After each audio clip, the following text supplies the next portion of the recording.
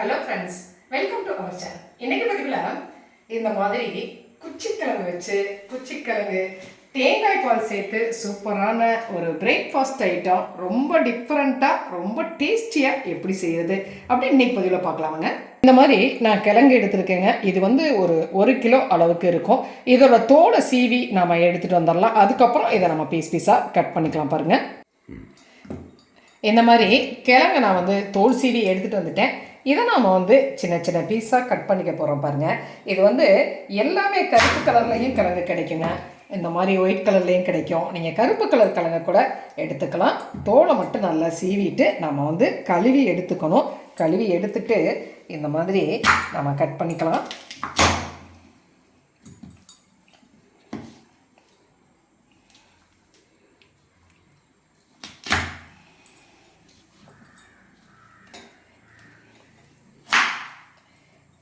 இந்த மாதிரி பீஸாக கட் பண்ணிக்கலாம். பாருங்கள்,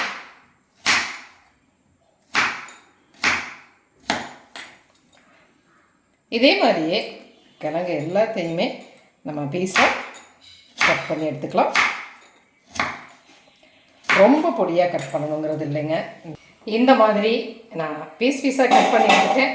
இதை எல்லாத்தையுமே ஒரு பவுலுக்கு நம்ம ட்ரான்ஸ்ஃபர் பண்ணிக்கலாம்.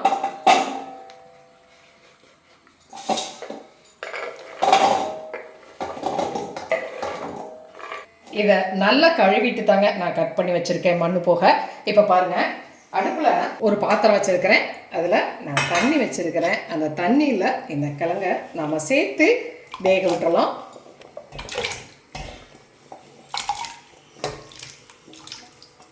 இதில் கொஞ்சமாக உப்பு சேர்த்துக்கிறேன். உப்பு சேர்த்துட்டு இதை மூடி வச்சு வேக விடலாம். பாருங்கள், ஒரு 10 நிமிஷம் ஆகும் வேகிறதுக்கு. வேகிறதுக்குள்ள தட்டி எடுத்துகிட்டு வந்துடலாம். பாருங்கள், இன்றைக்கி நான் வந்து ஒரு சின்ன வெங்காயம், ஒரு 15 வெங்காயம் உரித்து வச்சுருக்கிறேன். ஒரு 2 பச்சை மிளகாய் எடுத்துருக்கிறேன். ஒரு 2 எனக்கு கருவேப்பிலை எடுத்துருக்கிறேன். பாருங்கள், இதை வந்து மிக்சி ஜாரில் சேர்த்துக்கலாம். இதை வந்து அரைக்கவோ இல்லைங்க, லைட்டாக ஒரு தட்ட போகிறேன். அது வந்து நம்ம இடிக்கிற உரலில் வச்சு கூட நாம் வந்து அதை இடித்து எடுத்துக்கலாம். பாருங்கள், அவ்வளோதான். இந்த மாதிரி தட்டி வச்சுருக்கிறேன். கிழங்கு வேகட்டும். ஒரு 10 நிமிஷம் வெந்துருச்சு.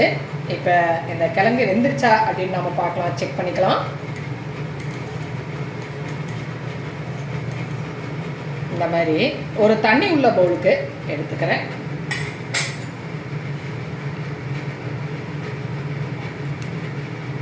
நல்லா வெந்துருச்சுங்க. இந்த ஸ்டேஜில் நம்ம அடுப்பை ஆஃப் பண்ணிடலாம். இந்த மாதிரி தண்ணியை வடிச்சிட்டு நம்ம கிழங்கு எடுத்துக்கலாங்க. கிழங்கை பொறுத்து இப்போ இந்த கிழங்கு வேகிறதுக்கு 10 நிமிஷம் ஆகிருக்கு. ஒரு சில கிழங்குகள் இன்னும் ஒரு 2 நிமிஷம் அதிகமாக கூட ஆகலாம்.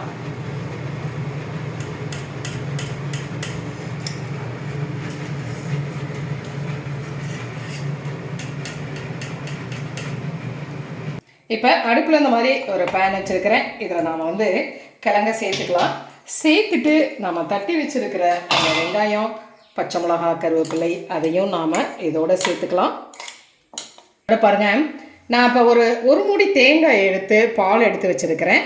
இது வந்து 2வது பால் தாங்க. இந்த 2வது பாலை நாம் இதில் சேர்த்துக்கலாம். மொதல் பால் நம்ம கடைசியாக ஃபைனலாக சேர்த்துக்க போகிறோம்.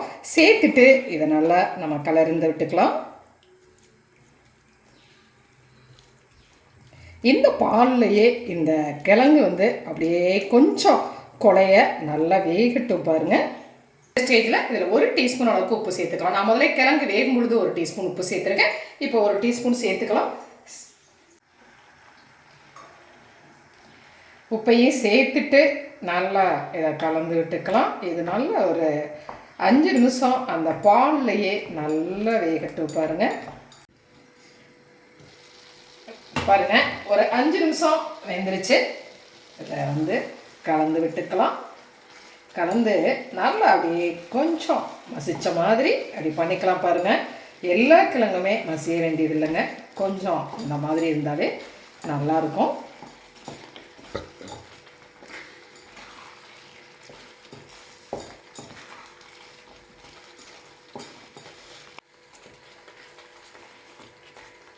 நல்லா ஒன்று சேர்ந்து ரெடி ஆகிடுச்சு இல்லையா? இதில் நான் எடுத்து வச்சுருக்கிற தேங்காய் பால், அந்த முதல் பால் இருக்கு இல்லைங்களா, அதை சேர்த்துக்கிறேன். சேர்த்துட்டு நல்லா கலந்துக்கலாம்.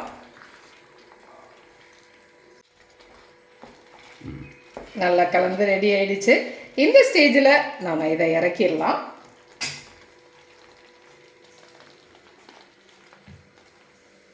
அடுப்பில் ஒரு பேன் வச்சுருக்கிறேன் பாருங்கள். இதில் வந்து ஒரு 2 டேபிள் ஸ்பூன் அளவுக்கு நான் எண்ணெய் சேர்த்துக்கிறேன். காஞ்சிருச்சு. இதில் 1 டீஸ்பூன் கடுகு சேர்த்துக்கிறேன். ஒரு பெரிய வெங்காயம் பொடியாக கட் பண்ணி வச்சுருக்கேன். காஞ்ச மிளகாய் ஒரு 4-5 எடுத்து வச்சுருக்கிறேங்க. குண்டு மிளகாய், சின்ன மிளகாய், நீங்கள் எந்த மிளகாய் வேணாலும் எடுத்துக்கலாம். 2 எனக்கு கருவேப்பிலை வச்சுருக்கிறேன். இதையும் நாம் இதோட சேர்த்துடலாம்.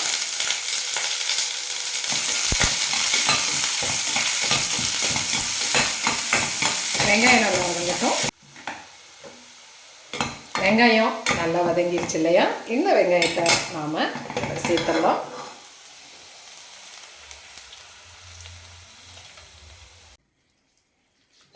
இதை நல்லா கலந்து விட்டுக்கலாம் பாருங்கள்.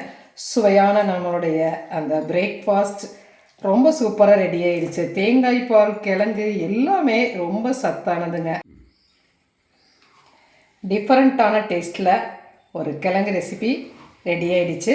நல்ல எல்லா கிச்சடியும் இந்த டேஸ்ட்டுக்கு முன்னாடி தோற்று போயிருங்க. ரொம்ப டேஸ்ட்டாக இருக்கும். இதை சாதத்தோடு எல்லாமுமே கலந்து நாம் சாப்பிட்லாம், இல்லை அப்படியேவும் சாப்பிட்லாம், ஈவினிங் ஸ்நாக்ஸாகவும் சாப்பிட்லாம். ரொம்பவே டேஸ்ட்டாக இருக்கும் பாருங்கள்.